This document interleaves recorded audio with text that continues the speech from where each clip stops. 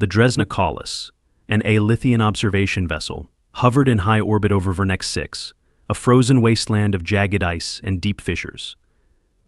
A planetary mining operation had been established decades prior, extracting valuable minerals from beneath its frigid surface, but the constant risk of seismic activity made every excavation a gamble.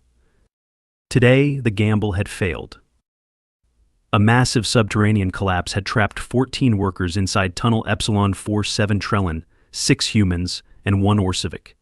The structural integrity of the tunnel was unknown, and time was running out.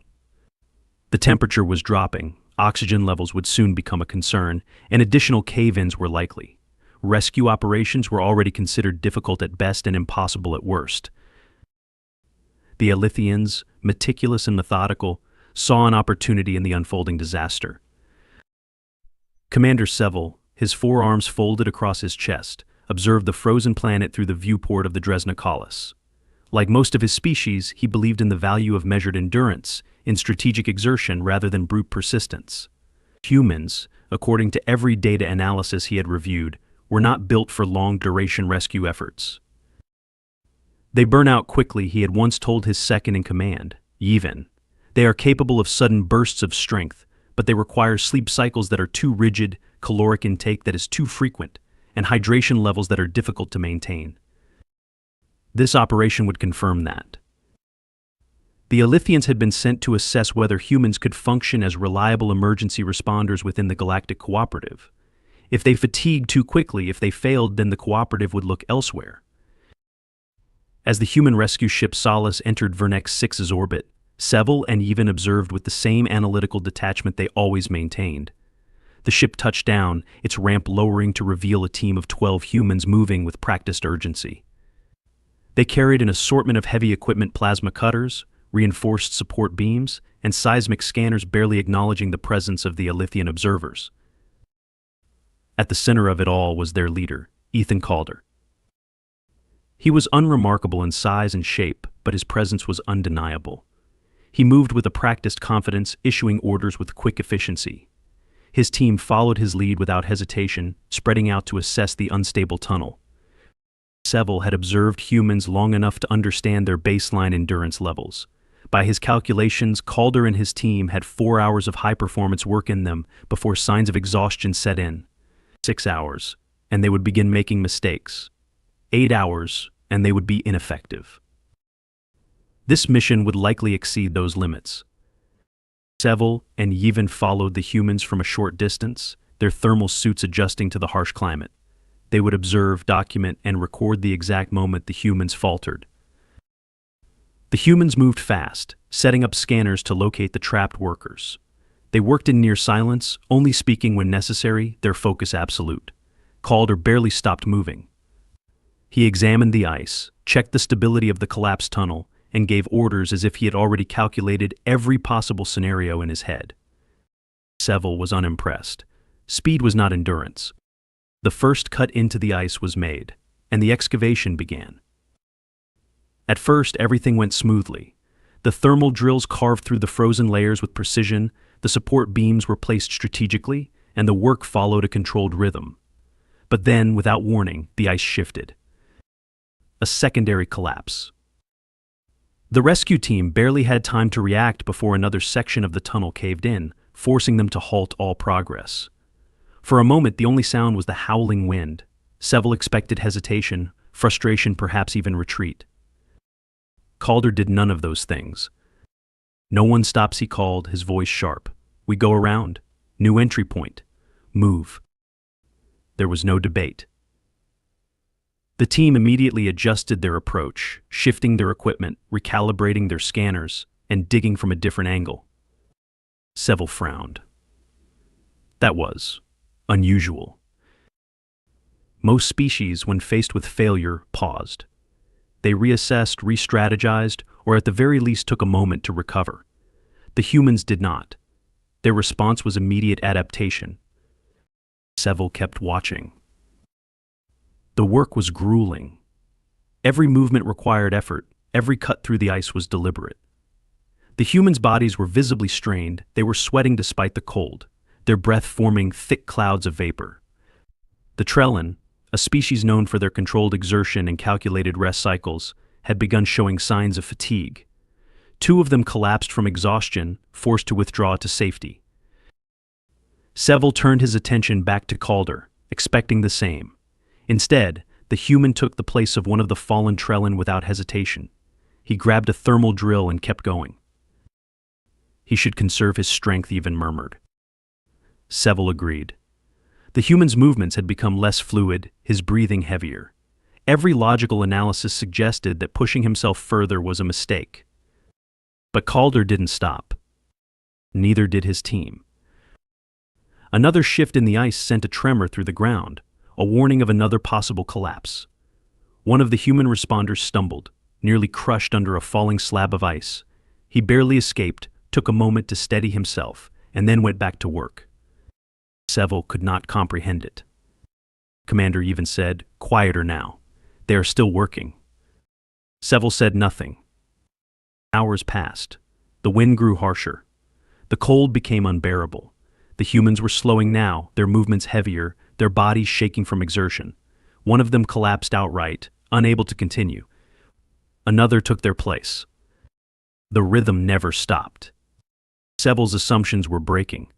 The humans were not tireless. He could see their pain, their exhaustion, the way their bodies were screaming for rest. But they kept failing forward. Each time one of them hit their limit, another stepped in. Each time the work became unbearable, someone bore it anyway. And then, at long last, the ice gave way. A hollow pocket. Weak voices carried up through the opening. The trapped workers were alive. The humans did not cheer, did not pause to celebrate. They simply kept working, pulling the survivors out, stabilizing the injured, wrapping them in thermal blankets. Seville watched as Calder, covered in frost and bleeding from a gash on his arm, lifted a Trellin worker onto a stretcher. His hands trembled from exertion, his face was pale from the cold, but he did not stop moving. Seville exhaled slowly. They should have stopped, even whispered. Seville didn't look away. They should have. But they hadn't. The rescued workers were alive, but the operation was far from over. The tunnel was still unstable. Ice continued to shift overhead, groaning under its own weight. The Trellin and Orcivic survivors were disoriented, suffering from cold exposure and oxygen deprivation. Some were injured, unable to walk without assistance. The humans had worked tirelessly to reach them, but now they faced a new challenge, getting everyone out before the tunnel collapsed again. Ethan Calder barely took a breath before shifting his focus. "We move now," he ordered. "Medics, check vitals on the injured. If they can walk, they walk. If they can't, we carry them." His team sprang into action, their exhaustion evident but irrelevant.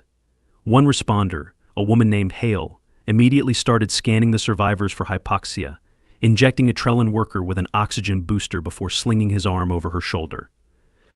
Another, Roderick, took a stabilization harness from his pack and secured it around the injured Orcivic's torso. Seville had expected a moment of recovery. A pause, at the very least.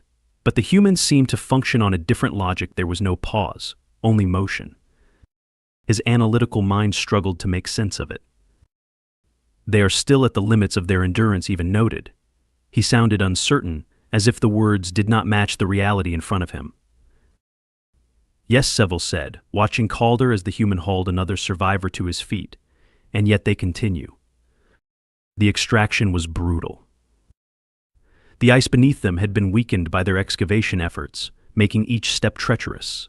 Any shift in weight could send a responder plummeting into an unseen crevasse. The air was thinner this deep underground, forcing their bodies to work even harder. Calder moved between his team and the survivors, checking their conditions, making sure no one lagged behind. The rescued Trellin, though hardy, were struggling. Their species had efficient metabolic cycles, but those cycles relied on scheduled periods of rest. The stress of being trapped, followed by the sudden exertion of evacuation, had pushed them beyond their limits. Two more collapsed before they had even reached the halfway point. Seville watched, expecting Calder to finally slow. Instead, the human gestured to one of his responders. "We need stretchers here. Get them secured." Roderick hesitated. "We're already carrying." Figure it out, Calder cut in. We don't leave anyone behind. Roderick didn't argue. Two responders shifted their load, adjusting their packs to redistribute weight. They lifted the unconscious Trellin onto makeshift stretchers, their muscles visibly straining under the effort. Seville turned to Yevon. They are overloading themselves. It is illogical, Yevon agreed. And yet the humans did not stop. The exit loomed ahead, an incline leading back to the surface. It should have been a relief, but Seville could already see the problem. The path had been widened by the excavation efforts, but not enough for an easy ascent. The survivors were weak, and the responders were already carrying too much. Another species might have decided to leave the injured behind, promising to return for them once the others were safe. Aelithians would have reassessed, determined the most practical solution. Calder just adjusted his grip and started climbing. One of the Trellin, still groggy, nearly collapsed halfway up. Calder grabbed him, half dragging, half carrying the alien up the incline. His breath was coming in sharp bursts now. His hands trembled from exertion. Still, he did not stop. Roderick and Hale followed his example, each carrying far more than they should have been able to. Another human, Voss, stumbled on the ice and nearly lost his footing. Instead of retreating, instead of reassessing, Calder grabbed his arm and pulled him forward. Seville felt something unfamiliar then. A shift deep within his core. He was impressed. By the time the last survivor was brought to the surface, the humans looked broken. They were covered in frost and sweat, their bodies visibly shaking. Their movements had slowed, their faces pale with exhaustion. And yet they had done it. All 14 trapped workers were alive. Seville had no words. Yevon, standing beside him, was equally silent. The other Aelithians had long since stopped taking notes. The mission was over. The results were undeniable. Seville turned back toward Calder, who was still standing, barely, his hands resting on his knees as he caught his breath. He looked like a man who had pushed himself beyond every limit imaginable. Then, with a quiet exhale, he straightened up. "All right," Calder said, "we need medical scans on everyone. Get the stretchers stabilized. I don't want anyone going into shock after all that." Seville's disbelief deepened. The rescue was over. The work was done. And yet Calder was still thinking about others. It was not instinct. It was not biology. It was choice. Seville understood, then, why humans were different. Why they had survived on their unstable homeworld. Why they had thrived in environments that should have killed them. It was not because they were the strongest. It was not because they were the fastest. It was because, when given the option to stop, they never did. The storm rolled in just as the last of the injured were being loaded onto the solace. The wind howled across the ice plains, thick flurries of snow obscuring the landscape in a near whiteout. Visibility dropped. The temperature plummeted. Vernex 6's atmosphere was volatile, and the rescue had already pushed the limits of what the planet would tolerate. Ethan Calder wiped a layer of frost from his visor and turned toward his team. No one had collapsed yet, but they were close. Roderick was hunched over, hands on his knees, his shoulders rising and falling with every breath. Hale's face was red with cold exposure, and Voss's arms were shaking as he secured the last of the medical supplies. The others weren't much better. Half of them had exceeded what should have been their physical limits hours ago. They needed rest. They weren't going to get it. A sudden alarm blared from one of the Trellin medics inside the solace. Cardiac event detected, the Trellin announced, her voice clipped and urgent. Or civic worker is going into shock. Calder didn't even blink before moving. He reached the ship in seconds, hauling himself up the ramp as the Trellin medic adjusted the biostabilizers around the Orcivic's chest. The alien's body was struggling to regulate itself. Prolonged exposure to the cold had caused a thermal imbalance, a condition Orcivic physiology was notoriously bad at correcting on its own. Seville and Yevon had followed, their observation now a full immersion in the aftermath of the rescue. Calder didn't hesitate. "How long do we have?" "Minutes," the medic said, adjusting the scanner.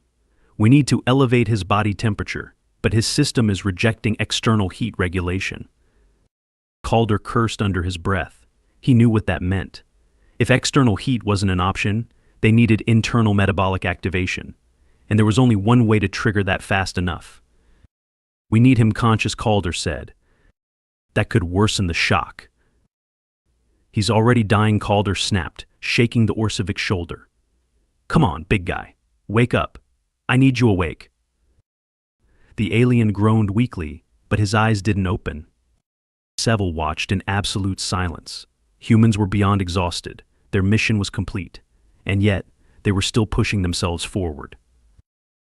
Calder glanced around, then grabbed a vial from the emergency medical kit, a stimulant normally used for reviving unconscious responders in high-altitude rescue situations.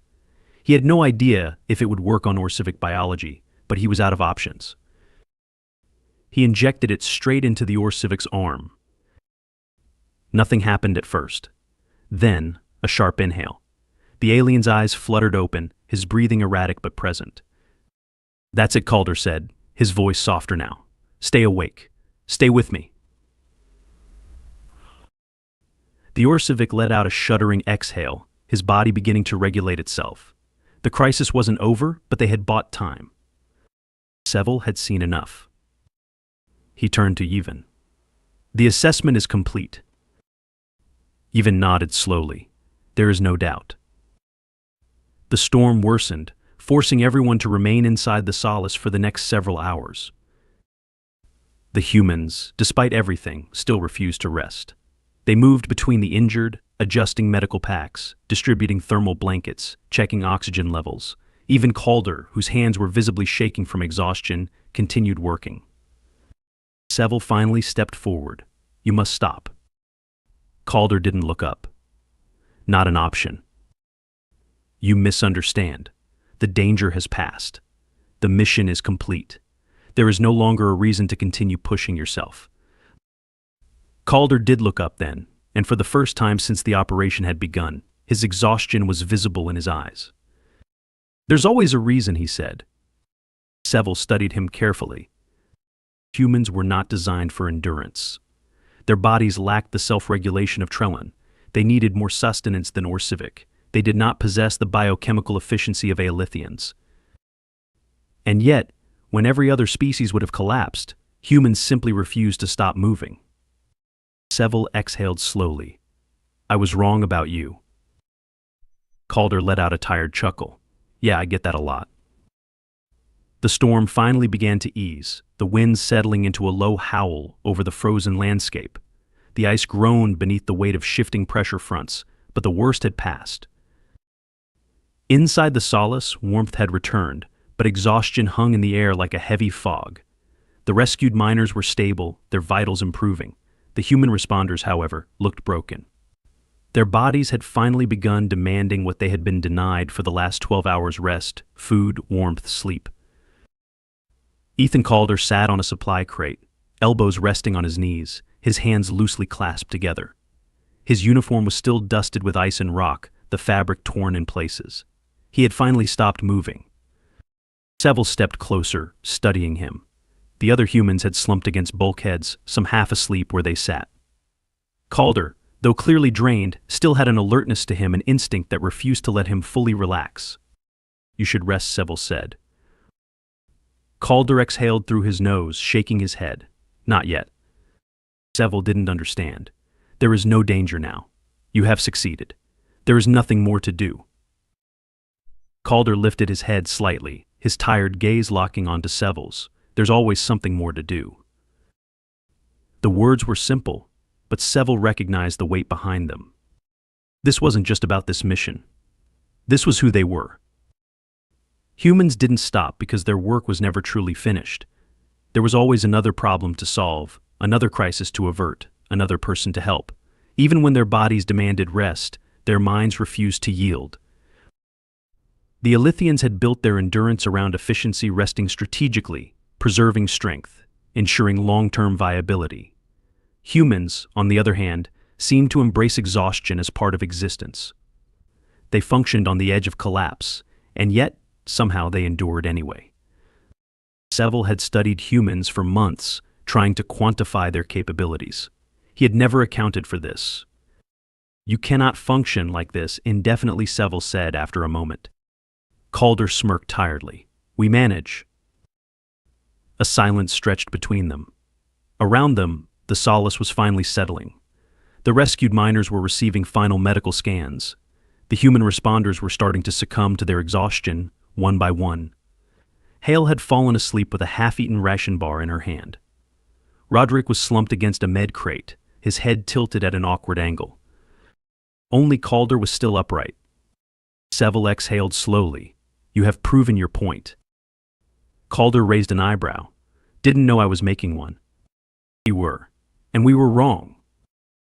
Seville turned to Yevon, who had been silently observing the exchange. Humans are not like other species. Their endurance is not biological, it is mental. They push past their limits, not because they can, but because they refuse not to. Yevon nodded. It is. Unsettling. Seville glanced back at Calder, watching as the human finally leaned back against the cold bulkhead. His eyes were heavy, but he was still fighting sleep. Seville had spent his entire career studying endurance, analyzing the limits of different species, cataloging their weaknesses and strengths. Yet nothing in the galaxy made sense of what he had witnessed today. Finally, Calder exhaled and closed his eyes. Not because he wanted to, but because for the first time in 12 hours he allowed himself to.